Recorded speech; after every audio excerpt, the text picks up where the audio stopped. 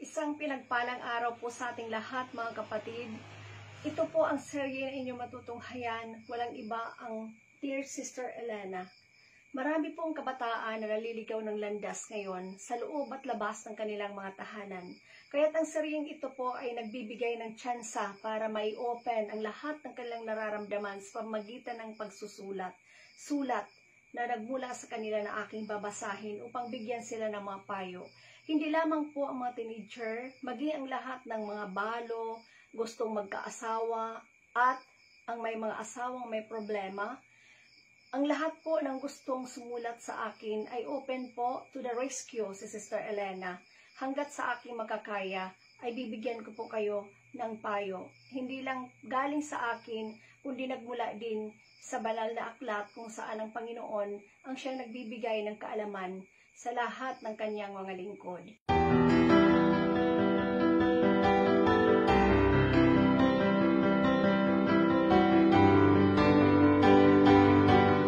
Mag-uumpisa na po tayong magbasa ng mga sulat ng mga kabataan ngayon na dumating po sa akin. At ang pangalan po nila ay hindi po totoong pangalan, kundi yung mga alias lang po nila para hindi sila makilala. Meron po waray-waray na sulat at Tagalog, at ang akin naman isasagot ay waray-waray, Tagalog, naghahalo-halo po, kung depende po kung saan nila maintindihan ang aking payo para po sa kanila. Unahin po natin ang isang sulat na nanggagaling po kay Mahal. Dear Sister Elena, bago ko ilahad ang munting problema ng aking buhay, nais ko munang magpasalamat sa Panginoon sa lahat ng pagkakataon na laging paggabay niya sa aking buhay. Ikubli mo na lamang ako sa pangalang Mahal. Mahal ang napili ko sapagkat mahal po tayo ng Panginoon, di po ba? May binibigay ang Diyos sa atin na mumunting problema. Una, ang COVID-19 na isang sakit na bumabalot sa buong mundo. Dahil dito, naapektuhan ang pamumuhay ng bawat pamilya at maging sa ekonomiya. Nawa umalis na ito at pagalingin ang mga may sakit, lalo na sa aking pamilya. Kung isusulat ko lahat siguro ang laki ng aking mga problema, baka bukas ko pa po matapos ang pagbabasa ninyo. Isipin nyo na lamang po, ang problema ko ay parang musika, na ang nuta ay magkatugma. Wawakasan ko na lang ng isang tawa na kahit paano mabawasan ang aking iniisip. Ibibigay ko na lamang sa Panginoon ang aking problema upang malunasan. Lubos na gumagalang Mahal.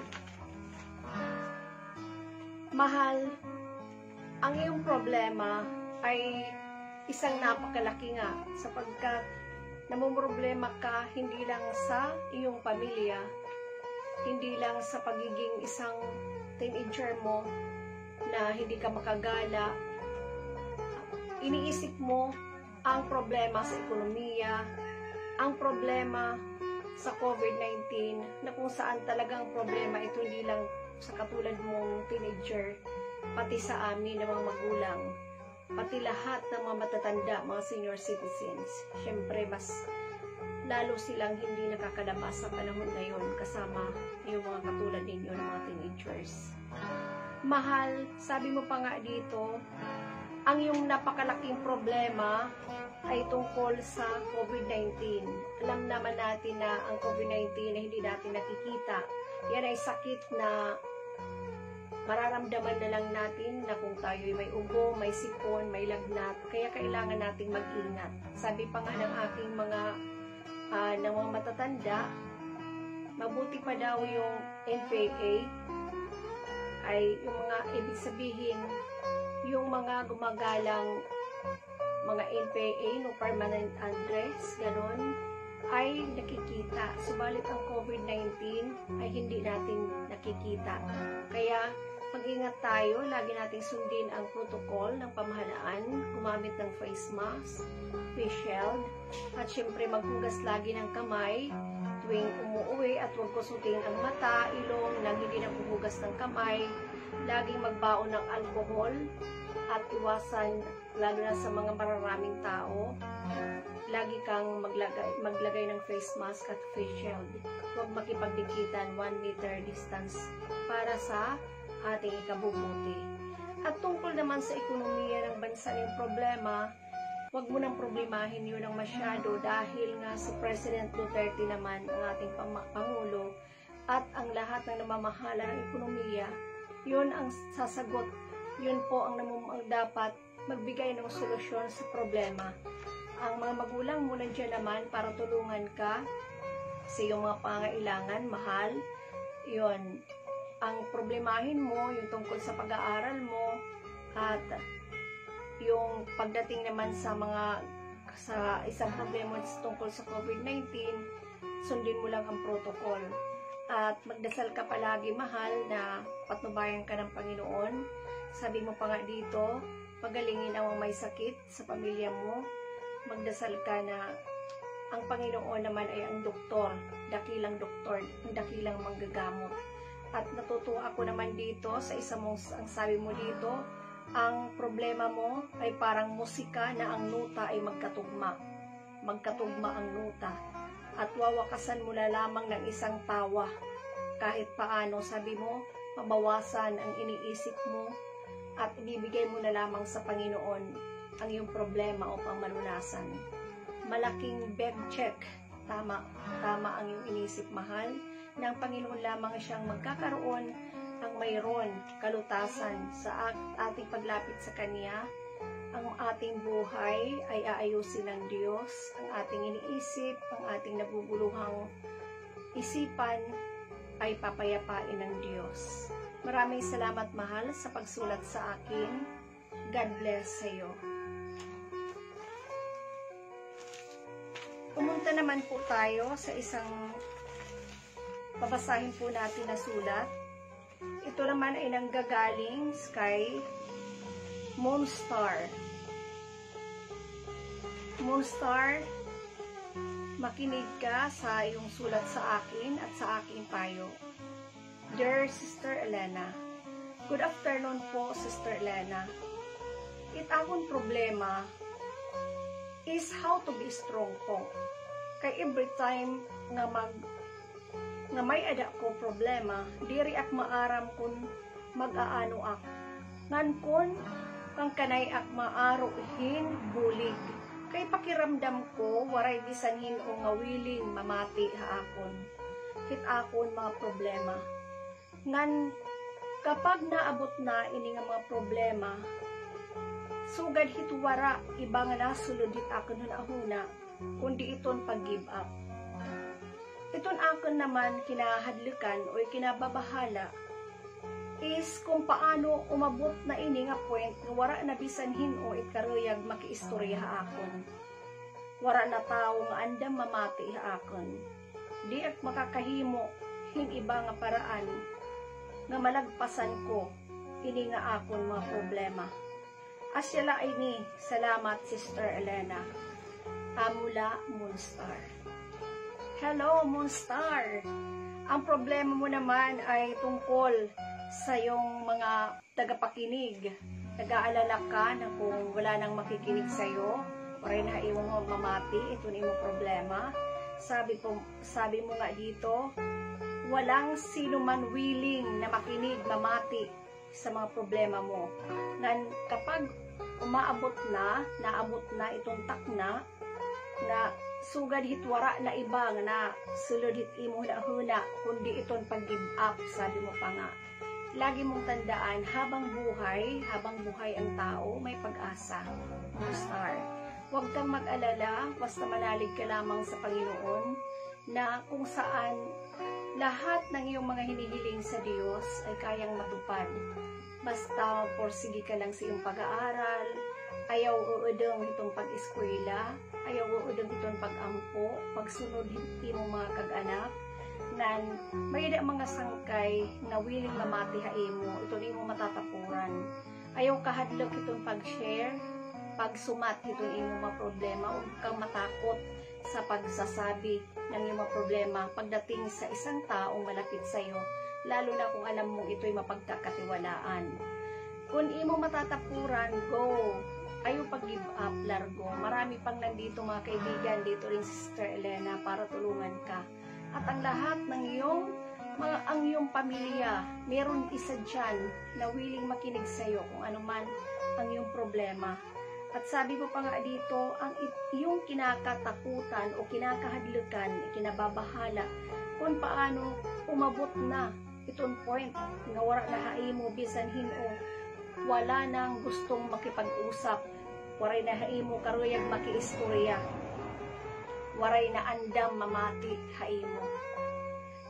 Mga kapatid, si Moonstar ay namumroblema tungkol sa mga, isa na dito siguro, yung kinababahala ng ibang mga teenager. Minsan kasi pag may problema ang tao, lalo na Moonstar, para sa iyo ito, kung ikaw ay lumapit sa isang kaibigan na lagi siyang pumupunta rin sa iyo para magbigay ng mga nag-share ng mga problema, tapos ikaw nakikinig ka sa kanya. Samantala, kung ikaw ay may problema, pag lumalapit ka sa kanya, hindi siya nakikinig sa iyo. Mas gusto niyang siya lang ang pinapakinggan. Merong ganun na tao. Kaya kung ikaw dumating ka sa pagkakataon na ganun ang mangyayari, hindi ka pinapakinggan ng isang tao na nilalapitan mo, na inaakala mo siya ang tama para sa iyo, maghanap ka ng iba. Malamang hindi lang siya willing makinig sa iyo, pero may iba pang nakalaan na bigay ng Panginoon. Huwag ka lamang gi-give up sa buhay mo, sa iyong mga problema. Talagang ang Panginoon ay nagbibigay ng instrumento para mabigyan ng solusyon ang lahat ng problema ng kanyang mga anak. Natutuwa naman ako sa iyo, Moonstar. Hindi ko alam kung lalaki ka o babae, basta ang sabi mo dito, ang hinahanap mo talaga ay yung mga willing na makinig sa iyong mga problema. Maraming salamat sa pag-share mo sa iyong problema. At least, nabigyan kita ng payo na huwag kang gi-give up. Marami pang taong nakalaan na gagamiting instrumento para sa iyo. God bless sa iyo, Moonstar. At meron naman tayong babasahin. Dito tayo sa problema ni Robin Hood. Dear Sister Elena, tak problema, yana nga ti arabot nga face-to-face nga pag-eskwela, wara ko iparasahi. Waray ko pamasahi, kaya kailangan ko po hin-inggis nga may motor. Asyala po, salamat. Baka naman, Sister Elena, may daanim kakilala. Amula, Robin Hood. Robin Hood, ang problema mo ay tungkol sa face-to-face na pag-aaral ngayong pandemic. Siyempre, kapag nag-exam, ang mga teacher ay magkakaroon kayo ng face-to-face at yun ang problema mo. At sabi mo pa nga dito, wala kang pamasahe. Pamasahe ang problema mo, kaya gusto mong magkaroon ng boyfriend. Magkamay-ada ka-inggis. Gamay motor. Yung may sasakyan pa ha, sister or brother Robin Hood. Kung ito ang problema mo, kaya halimbawa, no, kaya mo gustong magkaroon ng boyfriend dahil gusto mong sakyan ang kanyang motor, dahil nga sa pamasahe, wala kang pamasahe, hindi yan ang sagot ng iyong problema. Tinatanong mo pa ako kung may kilala ako na pwedeng maging boyfriend mo at meron din motor. Bueno, meron naman akong anak na marunong magmotor. Joke lang. Ang problema mo ay mababaw lamang. Kung wala kang pamasahe, sister or brother ka man, pwede kang maghanap ngayong pa lang na hindi pa nagkakaroon ng examination tungkol sa face-to-face. Maraming may bibinta dyan. O magpunta ka ng, halimbawa, sa bukid. May doon, may mga gulay, kangkong, bulkas. Alam mo yung bulkas? Bulkas, alam mo yun. Kayo, mga waray-waray man kita. Yan, kamuting, dahon ng kamote. O At saka, walis tingting. Gumawa ka ng walis tingting kung gusto mong magkapera para may pamasahe. O di kaya, tumulong kay nanay at tatay at sabihin ng problema, tatay, nanay, worry ako para sa'yo ng face-to-face. Kailangan ko magkamay-ada. Extra income para magkamay-ada ako para sahi.